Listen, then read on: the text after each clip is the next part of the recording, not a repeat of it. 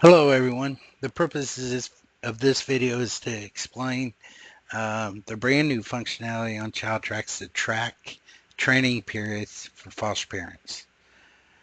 This change was brought on by ChildTrax being used in more states with their varying rules on the training requirements for licensed foster parents.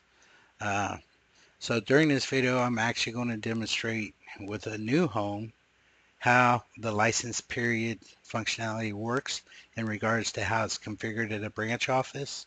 And then we'll go look at an existing home and set up new training periods for an existing home. So to start, we're going to look at this prospective foster parent called Tim Talo, and we're actually going to go ahead and make him a new foster home. Once we do that, then I'm going to switch to home details. And the first thing I'm going to do, I'm going to go ahead and kind of mirror what you guys would do at a minimum. I'm going to go ahead and set his desired capacity, his age is accepted, races, sex, and his initial license date. We're going to say his initial license date is today. And I will go ahead and make his status active and set his, well, I'm not going to set a reason, and make him a treatment certified home. So now I'm going to come down to the bottom and I'm going to save this information. And then I'm going to switch over here to this home license history. Now, Tim, well, let me go back to home details. Tim is in a branch called Dayton. So now when we go to home license history, we're going to be setting this license period, and the system is going to automatically set up training periods. But before we do that, I want to go show you how the Dayton branch is set up to track training periods. So let's go look. We'll go to the branch office, look up, pick Dayton. And here's the new branch office lookup screen. And there's two sections that deal with trainings here. One is called training reimbursement requirements, and that'd be covered under a different video. And the other is called training periods. So I want to take a minute and we're going to talk about how this is set up. Okay, so in Ohio, this is a Dayton branch. In Ohio, you license foster parent for 2 years. So it's a 2-year period. So the very first field you're going to set is how training periods are set within the license period.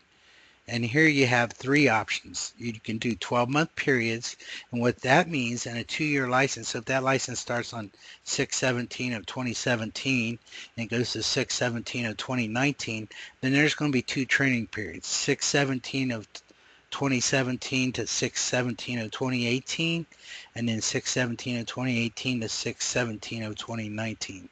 That those start and end dates would be if I had this as a setup, start on the previous end date. If I have this setting there, then the new start date would be a day after the previous end date. So that is how the 12-month periods work. The next setting is during a calendar year. That's pretty straightforward. It's going to say, let's go back to 12-month periods though. Now, these two settings here is what is the requirement for non-treatment homes? What is the requirement for treatment homes? For non-treatments, it's 20 hours every period, okay? For treatment homes, it's 30 hours every period. Now, if we change this to calendar year, then what you're telling the system is that every calendar year, a non-treatment home has to have 20 hours and a treatment home has to have 30 hours. Now, calendar year is just what it says. 2017 is a calendar year. 2018 is a calendar year, so on and so forth. The last setting is the license period. So on the example I'm giving you from 6/17 of 2017 to 6/17 of 2019, if this is the setting you select, then it means during that 2-year license, they have to have 20 hours for non-treatment homes and 30 hours for treatment homes. So that's kind of how this period works in conjunction of these. The next lookup item we want to look at is this one, and it's pretty self-explanatory. Excuse me. If you have this set to start on previous end date, then the first example I gave you is from 6/17 of 2017 to 6/17 of 2018, and then 6/17 of 2018 to 6/17 of 2019 would be what you would get. Now, if you set it this way, start on the day after the previous end date. So then it'd be 6/17 of 2017 to 6/17 of 2018. The new period would start on 6/19 of 2018 or 6/18 of 2018 and go to 6/18 of 2019. So that's what this setting says. Now these are some new concepts in Child Tracks also. So some of the states, if a parent is short on their training requirement, they say they're short 6 hours, you're allowed to carry that negative deficit over to the next period. Well, this setting tells you what that maximum deficit that you're allowed to carry over. One of the states, I think it's set to like 7, and that's all they're allowed to, the deficit they're allowed to carry over. If it's above 7, you can't even relicense them without going through some other steps. So this is about shortages. The parents were short on their training hours. Now, if it's unlimited, if they're 30 hours short and that can all carry over the next period, then set this to 99. 99 is the setting for this. It says it's unlimited. And then this setting is some states, if you're supposed to have 20 hours in your license period and you have 25, you're allowed to carry those 5 hours over to the next period and have a positive credit. This would create a negative credit on the next period. This would create a positive credit on the next period. So that is the settings on a branch office lookup page and how they control what happens. So now let's go back to our foster parent, Tim Taylor, and let's look at his parent details again. So his home details, I'm sorry.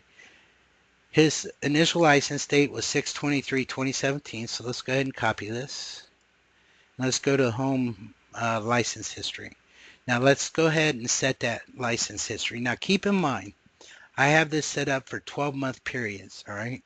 Now we're going to do, for simplicity's sake, I'm just going to put the same dates here.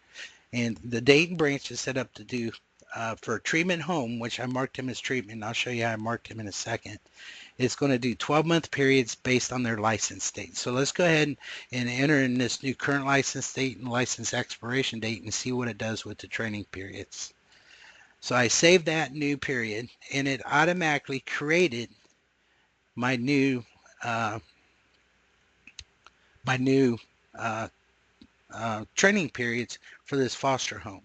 And my branch office settings for Dayton, let me go back here and refresh this so we can see how it's set. So you can look, it's 12-month periods. It start on the day after the previous end date. For non-treatment, it's 20 hours. For treatment home, it's 30.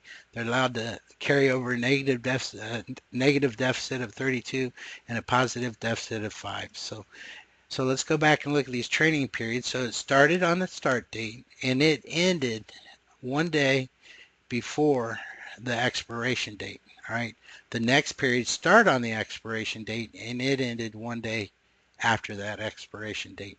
Treatment requirement is 30 per period, non-treatment 20 per period. Now at this point you can actually enter notes here for each one of these periods, and those notes, when you print out training logs for the foster parents, will actually show up on the training logs of the foster parent.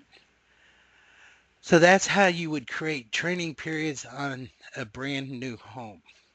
Now let's go look at an existing home. So I'm just going to close a few windows here. And I'm going to come here and go to find a home. Let me hit search and I'll just pick one. How about Tina and Tom Brown? Let's see what we have going on here. So they were initially licensed on 1/8 of 2015. They're in the Dayton branch. So let's go to home license history. And right now their license period is only a year. So we'll pretend that's fine. It should have been 2 years because they're in Dayton branch. But let's go ahead and set up their next 2 years. So we'll come in here and we're going to say of 2018 is when their new license will end. So let's go ahead. Now, before I save that, let's look at the current period, right? It was just a 12-month period. One day after or before that, 30 and 20 was the requirement. So now let's go ahead and set up that new period. Now you look, it's because I do have a 2-year range there. Now it's setting up those 2 years accordingly. Now, let's go ahead and take a quick look at this show licensing training history. And as you can see, it keeps a track of those training periods. and then also the history buttons over here on the right hand side. So that's how you would change them on existing homes. Uh, that pretty much concludes this video. There's some other videos on entering training that actually show the training logs, and one of the videos actually shows a deficit being carried over, and I think one of them actually shows a positive uh, credit carrying over to the new period. So thank you for your time. Bye-bye.